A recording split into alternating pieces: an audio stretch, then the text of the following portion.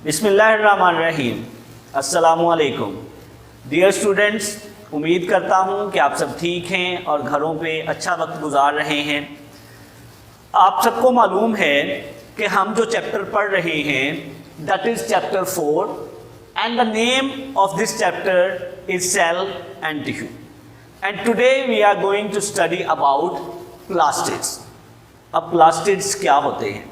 अगर आपने इससे पिछले लेक्चर्स देखें तो आपको मालूम होगा कि हम बेसिकली सेल ऑर्गेनेल्स के बारे में पढ़ रहे हैं।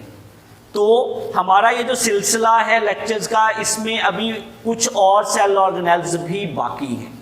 तो उसी सिलसिले में आज जो सेल ऑर्गेनेल हमने पढ़ना है वो है प्लास्टिड। यानी कि प्लास्टिड भी बेसिकली क्या है? एक सेल ऑर्गेनेल ही है। अच्छा, सबसे पहले जो चीज़ हमने प्लास्टिड्स के बारे में पढ़नी है वो है इसकी अकरेंस। ये पाया कहाँ पे जाता है, किन सेल्स के अंदर या किन जानदारों के अंदर प्लास्टिड्स मौजूद होते हैं। तो देखते हैं सबसे पहले इसकी अकरेंस क्या है। देखिए, प्लास्टिड्स सिर्फ और सिर्फ पाए जाएंगे प्लांट्स के अंदर, यानी कि एनिमल सेल्स के अंदर प्लास्टिड्स नहीं होंगे। इसके अलावा कुछ जानदार हैं जो कि फोटोसिंथेसिस करते हैं। वो कौन से हैं? एल्गी की कुछ टाइप्स हैं जो कि फोटोसिंथेसिस करती हैं, प्लास्टिड्स उनमें मौजूद होंगे। इसके अलावा कुछ प्रोटिस्ट्स हैं। एक ग्रुप है जानदारों का जिसको किंगडम प्रोटिस्टा कहा जाता है। किंगडम प्रोटिस्टा में पाए जाने वाले कुछ जानदार ऐसे हैं जो कि फोटोसिंथेसिस करते हैं। वो जानदार भी अपने अंदर प्लास्टिड्स रखते हैं। तो पहली बात हमारी यहाँ पे कंप्लीट हुई। इससे अगली बात ये है कि जो प्लास्टिड्स हैं ये बेसिकली एक ही टाइप के नहीं हैं। There are 3 types of plastids in different organisms. जानदारों में 3 तरह के प्लास्टिड्स पाए जाते हैं। जो प्लास्टिड्स की वो 3 टाइप्स हैं, उनमें एक क्लोरोप्लास्ट, क्रोमोप्लास्ट और ल्यूकोप्लास्ट है। तो अब हमने इन तीनों के बारे में जो डिटेल है उसके साथ पढ़ना है। तो सबसे पहले देखें कि पहला प्लास्टिड जिसके बारे में पहली टाइप वो है, जिसके बारे में हमने पढ़ना है वो है जी क्लोरोप्लास्ट। अब क्लोरोप्लास्ट क्या है? इससे पिछला जो लेक्चर है उसमें आपने माइटोकॉन्ड्रिया के बारे में पढ़ा। अब माइटोकॉन्ड्रिया जो है वो एक डबल मेम्ब्रेन बाउंड ऑर्गेनेल है। यानी कि ये एक ऐसा ऑर्गेनेल है जिसके इर्द गिर्द डबल दोहरी 2 मेम्ब्रेन्स हैं। तो यहां पर भी अगर आप गौर से देखें तो क्लोरोप्लास्ट की जो डायग्राम हमने बनाई है इसमें भी आपको 2 मेम्ब्रेन्स नजर आ रही होंगी। इसमें ये वाली है इसकी आउटर मेम्ब्रेन जो कि बिल्कुल माइटोकॉन्ड्रिया की आउटर मेम्ब्रेन ही की तरह कैसी है? बहुत स्मूथ है। इसमें कोई जो है फोल्डिंग्स नहीं है, ये कहीं से मुड़ी हुई नहीं है, इसमें कोई खम नहीं है, बिल्कुल सीधी सीधी एक मेम्ब्रेन है। जबकि अगर हम अंदर वाली मेम्ब्रेन देखें, अब अंदर वाली जो मेम्ब्रेन है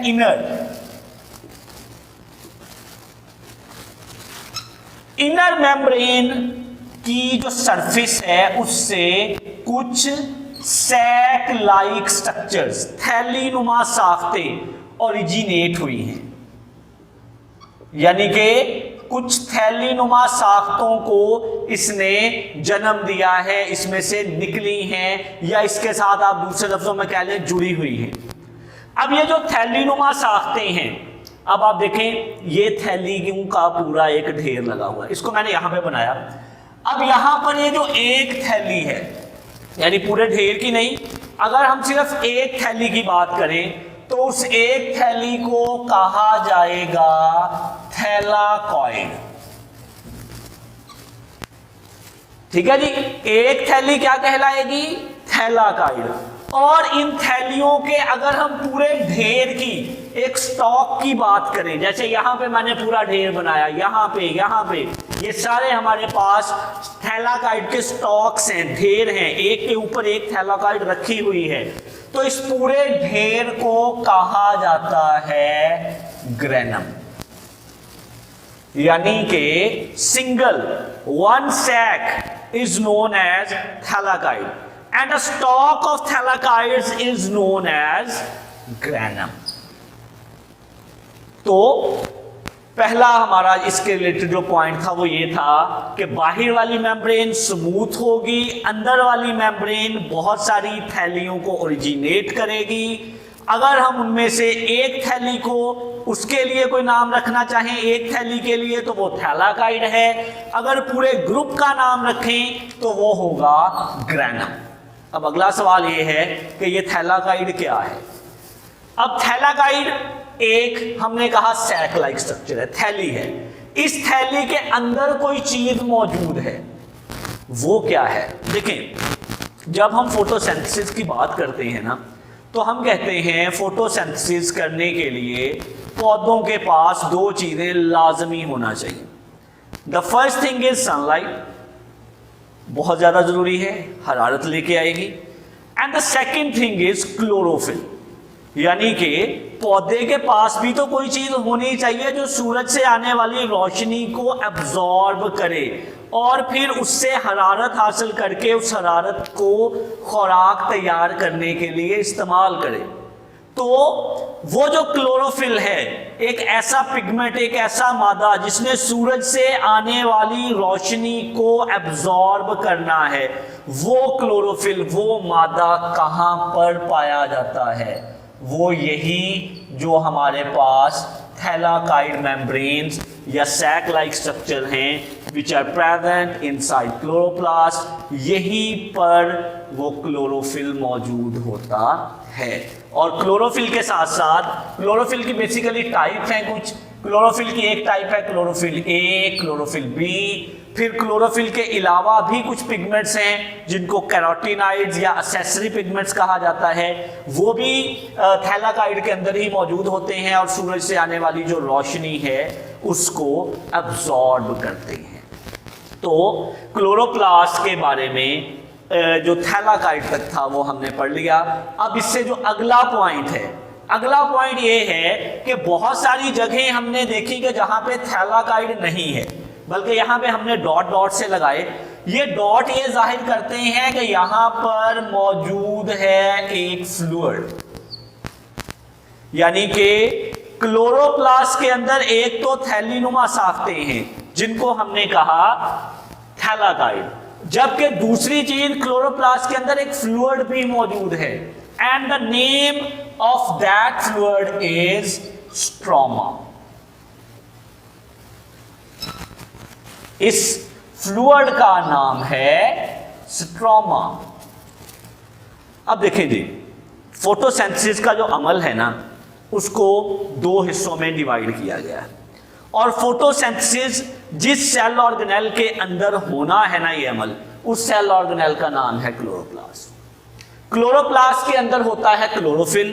क्लोरोफिल जो है इसका कलर होता है ग्रीन, जिसकी वजह से हमें क्लोरोप्लास्ट का कलर भी कैसा नजर आता है? ग्रीन। यानी अगर हमने पौधे के अंदर, पत्तों के अंदर क्लोरोप्लास्ट ढूंढने हैं तो हमें ये ग्रीन कलर के नजर आएंगे, और इनका कलर ग्रीन होने के पीछे जो वजह है वो है इनमें क्लोरोफिल की मौजूदगी। अब होगा ये कि जो फोटोसिंथेसिस का अमल क्लोरोप्लास्ट के अंदर होना है उसको दो हिस्सों में डिवाइड किया गया है।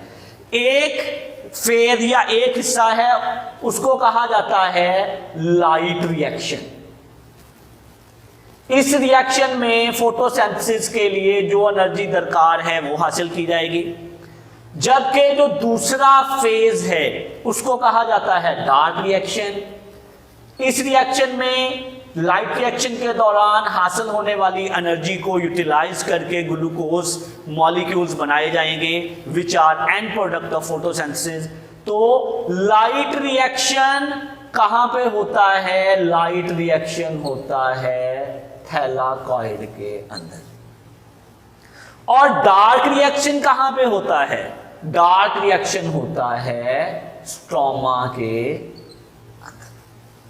तो मैंने आपको क्लोरोप्लास्ट के बारे में चंद एक बातें जो कि हमारी किताब या हमारे सिलेबस का हिस्सा थी वो बताई। इसमें मैंने आपको इसके स्ट्रक्चर्स भी बताए जो अंदर मौजूद हैं, और साथ साथ उन स्ट्रक्चर्स के काम क्या हैं, उनमें कौन से रिएक्शंस होने हैं, उन्होंने क्या करना है, ये भी मैंने आपको बताया। अब हम चलते हैं इससे अगली टाइप की जाने, और अगली टाइप है क्रोमोप्लास्ट। इसका नाम है जी क्रोमोप्लास्ट। अब अगर हम पौधों के फूल देखें तो हमें मुख्तलिफ पौधों के मुख्तलिफ रंगों के फूल नजर आते हैं।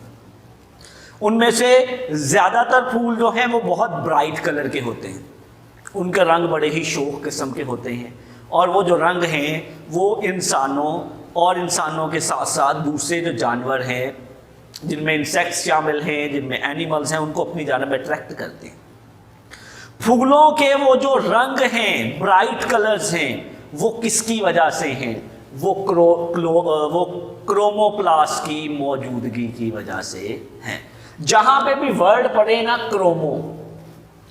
क्रोमो का ज्यादातर मतलब जो है वो है कलर, यानी ये कलर के लिए मोस्टली ये वर्ड इस्तेमाल किया जाता है।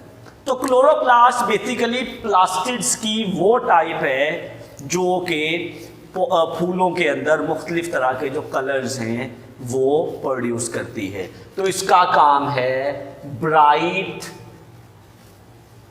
कलर्स प्रोड्यूस करना। अब ब्राइट कलर्स किसके? फ्लावर के। फ्लावर के भी किस पार्ट के? फ्लावर की जो पेटल्स हैं, जो पत्तियां हैं, उनके।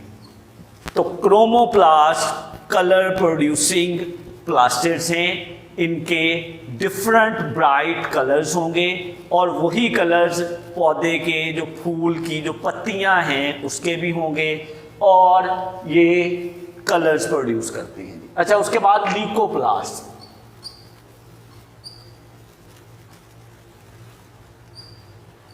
लीकोप्लास्ट कलरलेस होते हैं।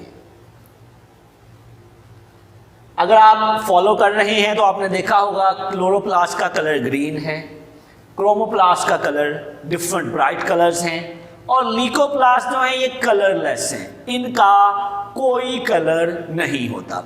ये हैं क्या? अगर आप ये क्लोरोप्लास्ट के अंदर से सारी चीजें हटा दें, यानी थैलाकॉइड भी निकाल दें, स्ट्रोमा भी निकाल दें, तो ये क्या बचेगा? ये एक खाली कंपार्टमेंट, एक खाली खाना, एक वैक्यूल की तरह का स्ट्रक्चर बन जाएगा जिसके अंदर आप मुख्तलिफ चीजें स्टोर कर सकते हैं। तो वही लीकोप्लास्ट है। लीकोप्लास्ट कलरलेस होते हैं, इनका काम डिफरेंट चीजों को स्टोर करना है। वो डिफरेंट चीजें क्या हैं? वो डिफरेंट चीजें हैं लिपिड्स, वो डिफरेंट चीजें हैं स्टार्च। ये ज्यादातर पौधे के उन हिस्सों में पाए जाते हैं जो कि स्टोरिंग का काम करते हैं। जैसे कि अगर हम आलू की एग्जांपल लें तो वो आलू जो कि हम खाते हैं वो बेसिकली आलू के पूरे पौधे का एक स्टोरिंग पार्ट है, तो वहाँ उसके अंदर हमें बहुत सारे लीकोप्लास्ट मिल जाएंगे।